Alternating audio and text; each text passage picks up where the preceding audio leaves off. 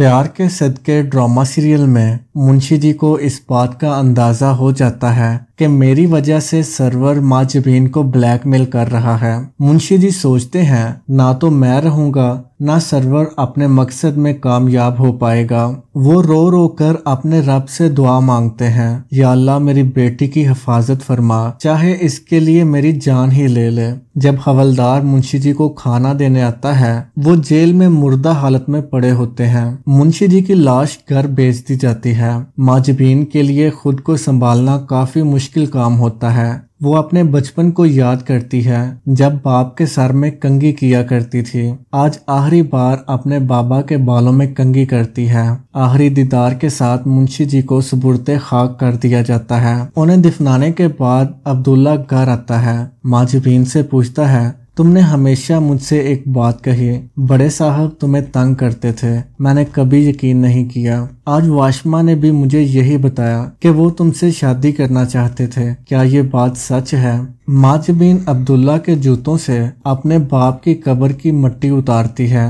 मुझे इस मिट्टी की कसम जिसमें मेरा बाप दफन है, मैंने कभी आपसे झूठ नहीं बोला था। अब्दुल्ला माँ जबीन को अपने साथ घर ले आता है। मंसूरा कहती है, ये क्या पागलपन है, तुम तो इसे तलाक देना चाहते थे। अब्दुल्ला साफ इनकार कर देता है, मैं माँ जबीन को कभी तलाक नहीं दूंगा। मुंशी जी के बाद ये मेरी जिम्मेदारी है और इसी घर में रहेगी। अगर शानजे इसे कबूल कर ले तो मुझे कोई एतराज नहीं, वरना मैं उससे भी शादी नहीं करूंगा। अब्दुल्ला का एकदम से इतना बदल जाना सरवर के लिए खतरे की इलामत होता है। माँ जबीन से कहता है, तुमने मेरी बात ना मानकर अपने बाप को मौत के मुंह में उतार दिया। आखिर मैंने तुमसे क्या मांगा था? सिर्फ मोहब्बत की चंद घड़ियां। माँ जबीन उससे साफ इनकार कर देती है, अब मैं आपकी कोई बात नहीं मानूंगी, मेरा शोहर मेरे साथ है। घर में कोई मौजूद नहीं होता। सरवर माँ जबीन को कमरे में बंद कर लेता है। जब घी सीधी तरह ना निकले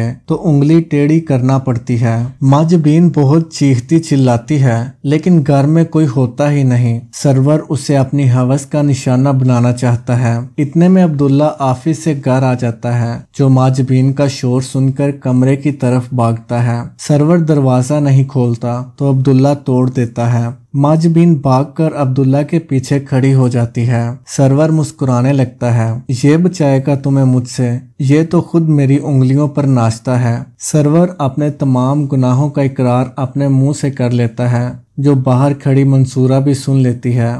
माँ जबीन को पकड़ने के लिए सरवर आगे बढ़ता है तो अब्दुल्ला उसके मुंह पर थप्पड़ मार देता है। मंसूरा और वाशमा भी वहां आ जाती हैं। सरवर का घटिया चेहरा सबके सामने खुलकर आ जाता है। मंसूरा उसे धक्के देकर अपने घर से निकाल देती है, अपनी जायदाद, बिजनेस, जिंदगी सबसे बेदखल कर देती है और सरवर अपनी इस नाकामी के बाद पागल हो जाएगा।